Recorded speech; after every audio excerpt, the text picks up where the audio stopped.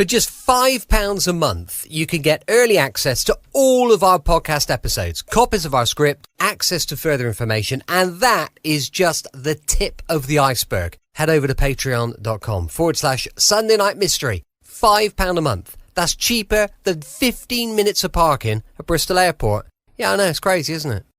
Hello, good evening. It's the end of the week at last, which is brilliant. Although it's not a big deal for me because, well, to be perfectly honest with you, I'm in a very privileged position because I work from home in the studio and stuff. So generally over the weekend, I'll just carry on doing bits and pieces. But for now, it's Friday, and it does mean that I've got the boys home now for the school holidays. They're home for a week. Well, they're home for more than that because they've got what they call in-service days on not this coming Monday, but Monday and Tuesday following. So they get a bit of extra time off, which they're very, very pleased about. And the plan is that we're going to pop along to Alton Towers for a couple of days. We're going to stay overnight up there, which is, if you're not in the UK, it's a theme park here in the UK. And it's a lot of fun, and we're looking forward to that. Thank you for joining me once again for our regular late night visit to those dusty studio archives of old-time radio shows right here at my home on the south coast of the United Kingdom. I'm Brett. I'm your host for our Nighttime Podcast. Welcome to another episode. Facebook, Instagram and YouTube. That's where you'll find us social media-wise. They're all called Brett's Old Time Radio Show. And also we've got a supporter page at patreon.com/Sunday Night Mystery. Now then, time for some comedy and adventure. It's Dad's Army, called Branded, and this is episode 6, series 2.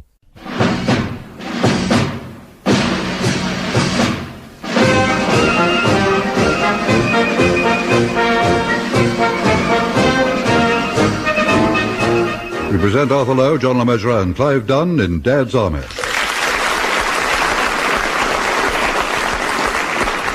Branded, featuring John Laurie, Arnold Ridley and Ian Lavender with this week's guests, Bill Pertwee and Nan Braunton.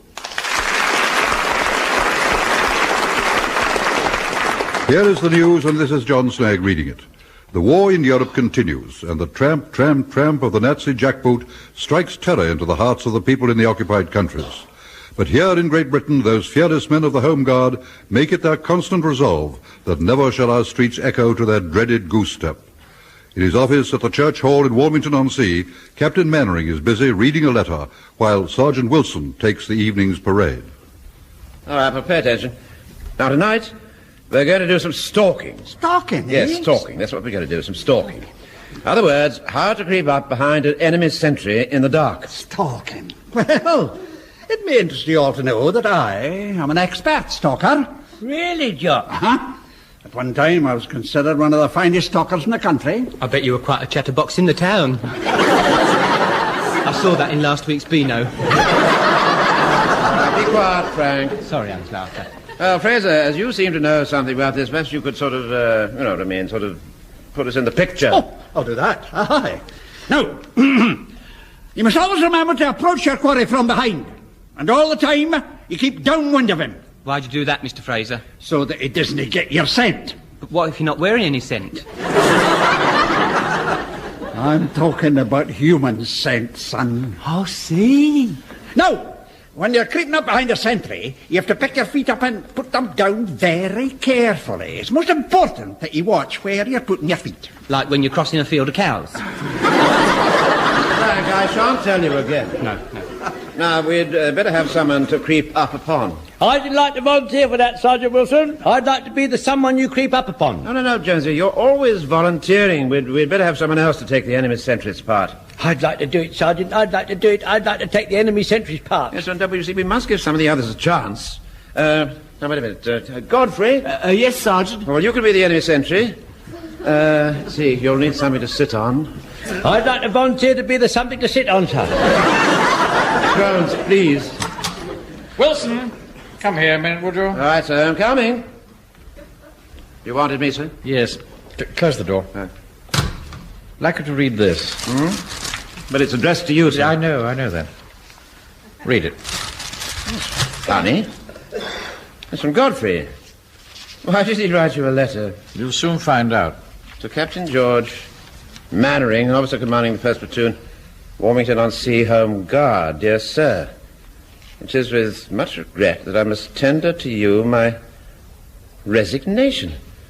Owing to personal reasons, I feel that I can no longer remain as a member of the platoon. Therefore, I must ask you to accept my 2 weeks' notice. That's from the end of the week. I remain, dear sir, your obedient servant, Charles Godfrey. Well? Well, it's a pity he's going, sir. I mean, we shall miss him. What do you mean it's a pity he's going? He can't leave just like that. Well, I don't see how I can stop him, sir. I mean, he's given you 2 weeks' notice. This is war, Wilson. Not the Army and Navy stall. Better go and get him. Find out what all this is about. All right, sir.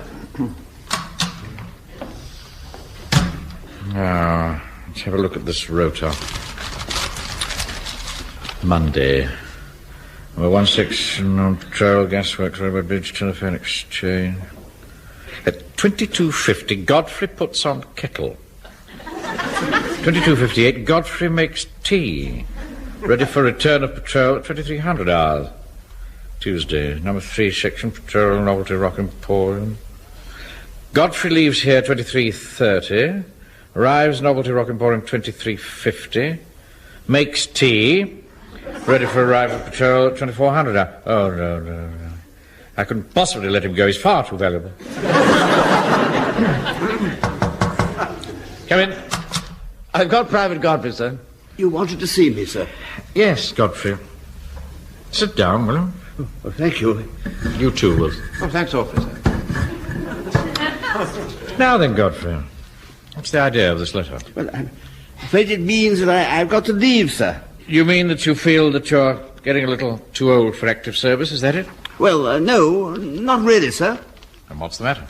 Well, I got up the other morning slightly earlier than usual. Mind you, I usually get up around about 7:30. You see, I always make the early morning tea, and I take a cup up to my sister Sissy. Until quite recently, we've always had a special brand of tea from the Army and Navy stores, but, of course, it's on such short ration now that to put up with anything we can get. Yes, I quite agree with you, my dear fellow, sir. Some of the stuff we've been getting lately is terrible. All those nasty little bits of tea dust floating on the top. Yeah, Wilson, please. But, Godfrey, I don't quite see what this has got to do with leaving the platoon. Oh, I'm coming to that, sir. Oh, let me see now. Where was I? You were just going to make the early morning tea. Oh, yes. When I went into the larder to get the milk, and then I saw something that made me realize that I just couldn't carry on. What on earth was that? A mouse. Mouse? Yes. You see, in the larder was a great big empty pudding basin. A mouse had fallen inside it. It was running round and round trying to get out. I knew I ought to kill it because we're overrun with mice. So I got hold of it, and as I held it in my hand, I could feel its little heart beating under its fur. And I just couldn't bring myself to do it. What did you do? I took it out of the garden and let it go. Look, Godfrey, I still don't see what this has got to do with your wanting to leave the platoon. Don't you understand, sir? If I couldn't bring myself to kill a little mouse running round that bow, how could I ever kill a German? Well, you're hardly likely to come across a German running round in a pudding basin. Wilson, I find your public school humour rather irritating at times. Sorry, sir. But, Godfrey, if you feel as you do, why did you join the Home Guard in the first place? Well, when the Home Guard was first started, sir, things were so desperate, I somehow felt different from the last time. Things are still desperate, Godfrey. Hitler could invade at any moment. We need every man we can get. What did you mean when you said that you felt differently from last time? Well, you see, sir, during the last war, I was a conscientious objector. A what? A conscientious objector.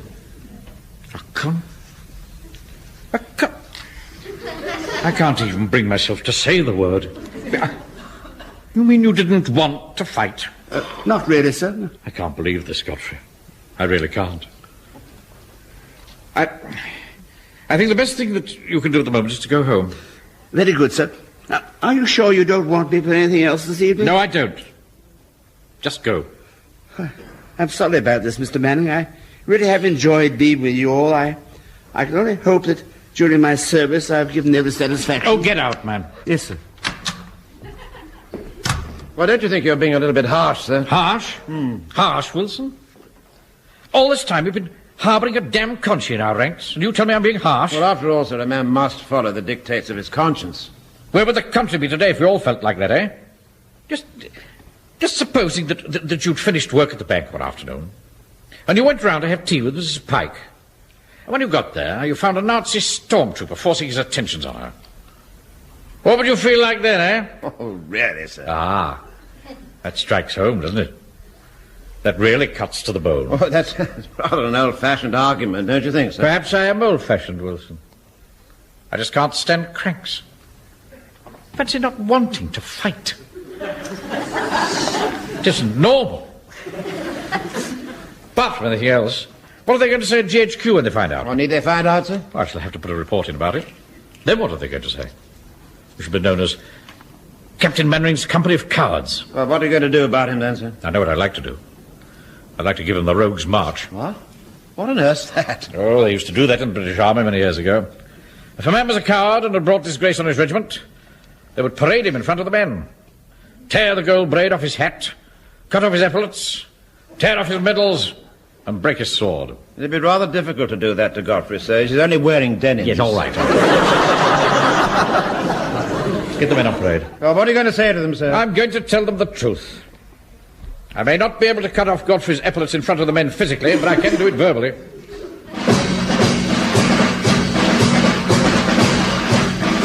Hey, Jonesy. I'm straight up, sir. Jonesy, what's all the mystery about? Don't ask me, Mr. Fraser. All I know is we were told to fall in for a special parade. Mr. Manning's got a very important announcement to make. Uh-huh. By the way, anyone seen Godfrey? Yes, I have. He left about half an hour ago. As he passed me, I said, "Where you going, Mr. Godfrey?" and he didn't even answer. I think he had tears in his eyes. Yeah, he's as soft as a cream puff. If I was in Mannering's shoes, I'd give him something to cry about. Hey, look! Sergeant Wilson's got the beer crate. Captain Manning only stands on that for very important speeches. There we are. How's that, sir? A little more to the left, Wilson. That'll do. Right, sir. Do you need any help to get on it? No, thank you. Bring the men to attention. Right, sir. Turn, attention! Right, gentlemen, stand at ease. Now, men, during the 14 months we've been together, and 14 very rewarding months... Shift over there. Come on, make way. We have had to put up... Here. ...with many trials... Here. ...tribulations... Here, you. Warden, do you mind not prodding me? You going to be long? I don't know. I've got something very important to say to the men. Oh, have you? Well, so have I. Here. We have had to Sergeant put up Wilson, what's Napoleon going on about then? Got something very important to say to the men. Why is he standing on a box? Well, is that the only way you can get them to look up to him? Yes. Look, I can't hang about all day, mate. I was asked to come along and explain about the civil defence exercise on Saturday afternoon. It's a special smoke test. You'll enjoy that. Well, you just have to wait. Oh, we'll soon see about that. Shift over. I want those beer crates. If he's got one, I'm going to have two. Look out, mate. Up above. 1, 2... What are you doing up there, Hodges? Ha-ha! Now then, who's king of the castle?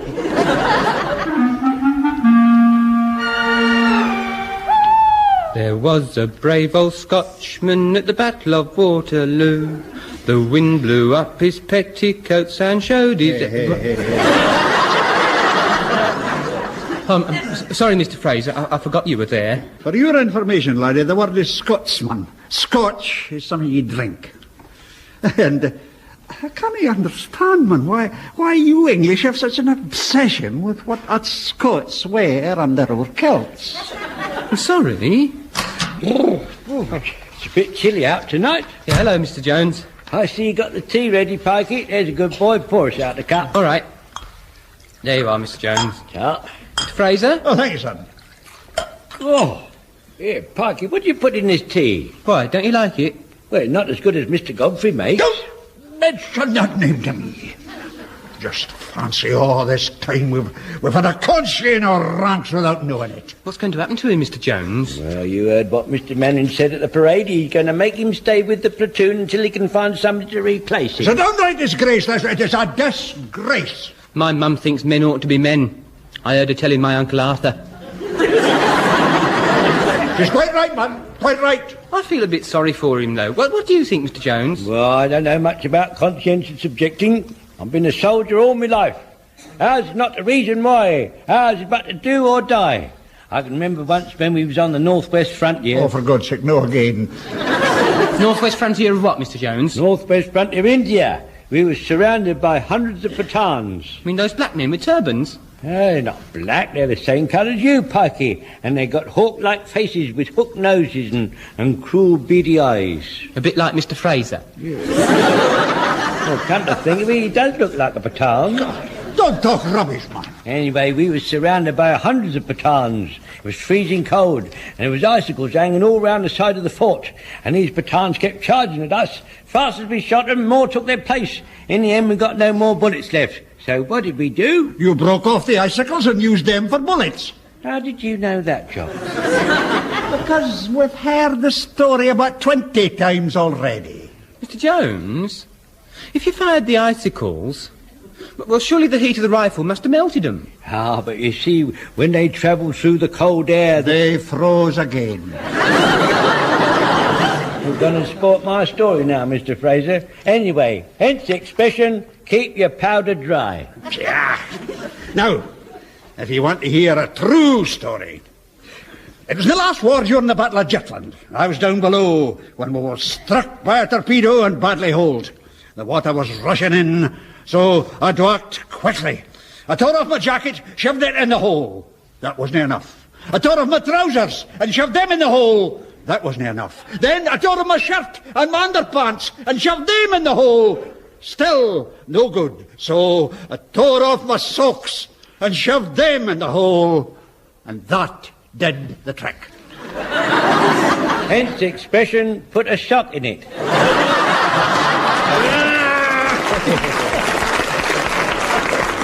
You stupid old gummidle. Am I too late to make the tea? Oh, yes, I made it, Mr. Godfrey. We didn't think you were coming. All of a sudden, there's a very nasty smell in here. Come on, it's time to get back on patrol. Yeah, come on, Pikey. I brought some upside-down cakes. My sister made them specially. Would anyone like one? What about you, Mr. Jones? No, I'm not hungry, thank you. Frank, would you like one? Oh, thank you, Mr. Godfrey. Don't you dare touch that cake, Pike. Come on. Oh, dear. I can't take them back. Sissy will be upset. I'd better try and eat them myself. I hope this smoke test isn't going to be too much for Mannering's lot, Mr. Hodges. Oh, you needn't worry about that, Fred. They're dead keen. Anyway, I'll keep an eye on them. All the same, don't put too many rags in the stove. You don't want them cool coming out looking like Al Jolson. Right. Look out. Here comes Napoleon. Left, right, left. Platoon, halt. That is. Afternoon, Mr. Hodges. We're all ready for you. Right. Now listen, this afternoon we're going to do rescuing an unconscious person from a burning building. Now this hut here is full of smoke. We've been burning damp rags in this stove here, and the smoke's going through this pipe here to the hut over there. Right, have you got that? Aye. Right. Now, when you get inside the hut, you'll find sacks filled with straw. They represent the bodies. You get hold of one and go out the flap the other side. When you get outside, there's a wall with a ladder against it. You carry the body up the ladder and over the wall. What about the smoke? No, you leave that behind. No, I mean, we shall suffocate. My mum wouldn't like that. She's quite fond of me. Oh, you won't suffocate. You won't suffocate if you do it properly. I'll just show you. Now, watch me very carefully. Now, you get down like this, right? On your hands and knees, right? With your face close to the ground. What, like a bloodhound? You trying to be funny? That'll do, Pike. Right, as you all know, smoke always rises. So, there is a small area of 2 inches from the ground which is smoke-free. Now, what you do is this. You get your nose flat on the floor, like this. And keep your mouth tightly shut. Now, the fresh air goes up through your nostrils. So now it's clear, see? Now, you're crawling along like this. Watch. Now, whatever you do, don't lift your nose off the floor. You can see by the shape of it, he's done a lot of practicing.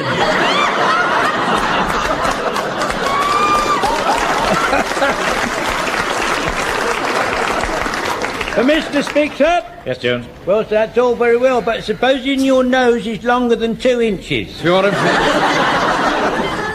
your information, Jones, my nose is not longer than 2 inches. No, sir, no. Well, when Jones said your nose, he wasn't referring to your actual nose. He was talking about a hypothetical nose, you see. Sir Ronald de Bergerac had a very long nose. He wouldn't have got through. Oh, well, just as well you didn't bring him then. What about Mr. Fraser? It's not going to be easy for him. His nose is longer than 2 inches. Oh, no, it's not. Well, we'll soon tell. The tip of my thumb to the second joint is exactly 2 inches. I think you've got this thumb out of my nose. All right, Jock, I'm only trying to help. I don't think it's going to work, you know, Mr. Mannering. Excuse me, Mr. Hodges. Has the hut got a wooden floor? Yes, it has. Why? My mum wouldn't like the idea of me pushing my nose along the floor. I might get a splinter in it. Damn wee sissy. Well, don't let that worry you, lad. Don't give it a moment's thought. If you like, I'll put a ruddy carpet down. Yeah, all right. Don't swear at my men, Mr. Hodges. Well, enough to make anyone swear. I'm trying to give a lecture and all they can do is to argue about their noses. You lot don't realise how lucky you are to be allowed to go through a smoke-filled hut. There's plenty of people who just can't wait to go through one. Don't get on with it. Now, this bit can be dangerous, so pay attention. You will observe this flap here. There is also one at the other end of the hut. You all go in through this flap here. All right? Right. Now, my assistant will go round to the other flap and count you off as you come through the other end. If any one of you doesn't appear, I shall come straight in and get you out. And don't forget, once inside, each of you must pick up a sack of straw, representing the body. OK? Right, all right, Fred, off you go. And don't forget, there's 17 to come through. 17. Righto, Mr. Hodges. And give us a shout when you're in position. Right. Right, Mr. Mannering, now you can get ready to start sending your men through. Just a minute. I'm going through first. I don't expect my men to do anything that I can't do. Do you think that's wise, sir? Just stand by and send the rest of them through, Wilson. Ready when you are, Mr. Hodges. Right, Fred. Number 1 coming through. Off you go, Mannering. Right, here goes. I should like to volunteer to be the next one to go through the smoke-filled hut, Sergeant Wilson. All right, then. Right. I'm off then. Oh, Out of the way, Jones. oh, hello, Mr. Mannering. I thought you'd gone. Here, Mannering, what are you doing coming back? You'll mess up all my counting. I can't help that. There's not enough smoke in there. Fred, cancel that. He's come back. Right, Mr. Hodges. What are you playing at, Mannering? Stand aside, Hodges. You need a lot more rags on this stove. Right, Jones, start taking the men through. Very good, sir. I'm going now. Do you want to asphyxiate them? If a thing's worth doing, it's worth doing properly. I hope you know what you're doing, Mannering. Anyway, keep sending them through with their straw bodies. I'm going round the other end of the hut. Right, Jones is gone. You follow him, Fraser. Aye, right you are, sir. And then Sponge, Hancock, White, stand by, ready to go. How's it going, Fred? Oh, they're coming through okay, Mr. Hodges. Here's one now. Oh, hello, Mr. Jones. Oh, I'd have to go back. I've forgotten my body. I shouldn't have thought a body like yours was worth remembering. That's insinuation, that is. I was talking about my bag of straw. What's the matter with you, Jock? I've got a splinter up my nose. Oh, that's too bad, isn't it? I told you, Mr. Fraser, you should have let me measure your nose properly. I thought it looked longer than the specified 2 inches. Stop blathering, come on. Here, come on, you two. Come on, clear out the way. Come on, up the ladder and over the wall, will you? Come on. Just a moment. Don't start handling me. You remember you're a civilian. So what? So keep a civilian tongue in your head. Come on, Jock, let's go. Are you keeping them moving, Fred? Yes, Mr. Hodges. Are there many more to come, Mannering? No, nearly all gone. Off you go, Pike. Right, Mr. Mannering. All right, Godfrey. You're not getting out of this.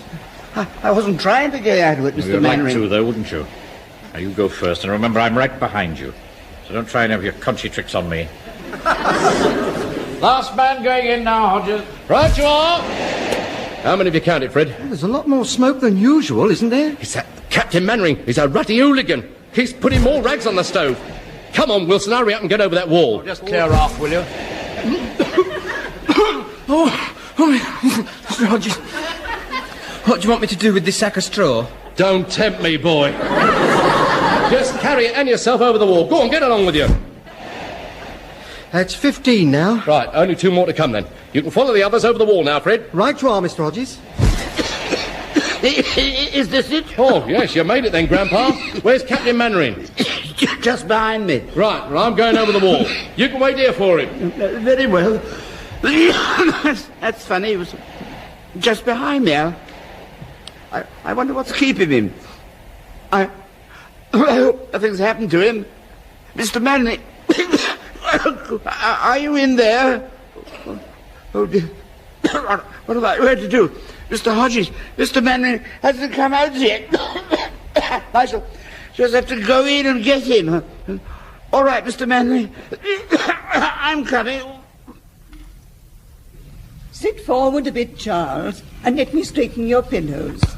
There we are. Oh, thank you, Sissy. Does my brother have to have special food, Doctor? No, he'll be as right as rain in a day or two, Miss Godfrey.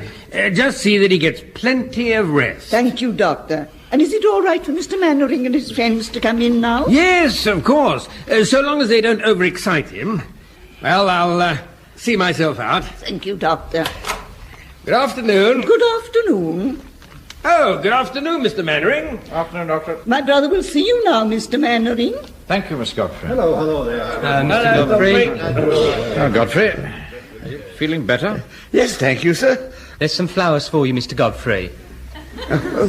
My favourite, sweet peas. And I brought you some sweet breads. They'll make you nice and strong, they will. And here's a half bottle of scotch for you. Thank you so much. We mustn't encourage him to drink, must we? Purely medicinal, Mum. Purely medicinal. Well, sir, aren't you going to thank him for saving your life? Yes, of course I am. Now, look, Godfrey, I may have said a few harsh things in the past, but I want you to know that deep down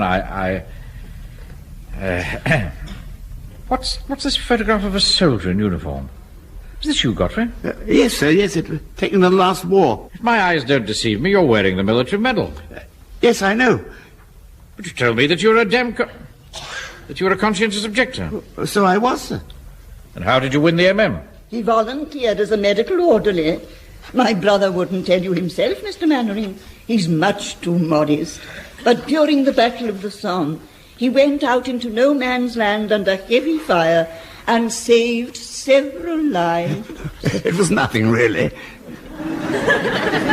I had no idea. Now, I'm sure we're all very sorry we've stood upon you in false judgment, Mr. Godfrey.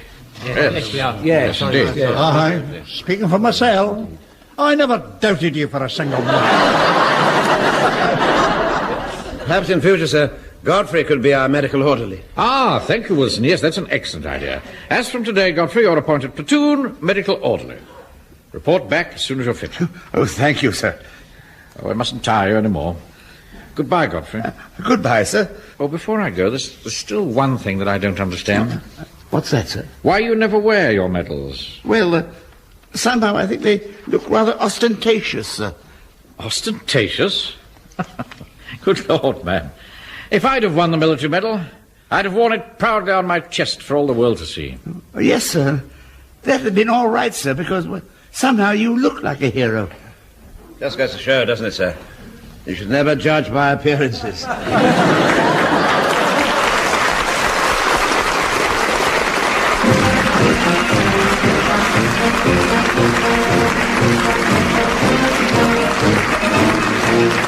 That episode of Dad's Army, based on the original television series by Jimmy Perry and David Croft. You heard Arthur Lowe as Captain Mannering, John LeMessurier Sergeant Wilson, Clive Dunn Corporal Jones, John Lorry Private Fraser, Arnold Ridley Private Godfrey, Ian Lavender Private Pike, Bill Pertwee Chief Warden Hodges, Nan Braunton Sissy Godfrey, Michael Seagull Second Warden, and Norman Ettlinger as the Doctor. Branded was adapted for radio by Michael Knowles and Harold Snowd and produced by John Dice.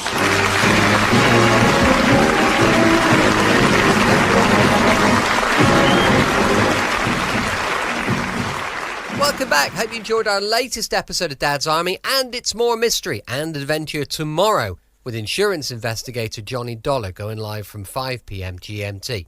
Many thanks for listening. I'll be with you 7 days a week, each and every week, and I'll see you tomorrow on Brett's Old Time Radio Show. Love you. Bye. Check out our fabulous new podcast, Sunday Night Mystery, every Sunday at 3 p.m. GMT. We delve into unsolved mysteries with gripping tales, thrilling theories, and captivating investigations. From infamous cases to lesser-known mysteries, each episode promises suspense and intrigue. Join the conversation and subscribe now on your favourite podcast platform. Sunday Night Mystery, every Sunday from 3 p.m.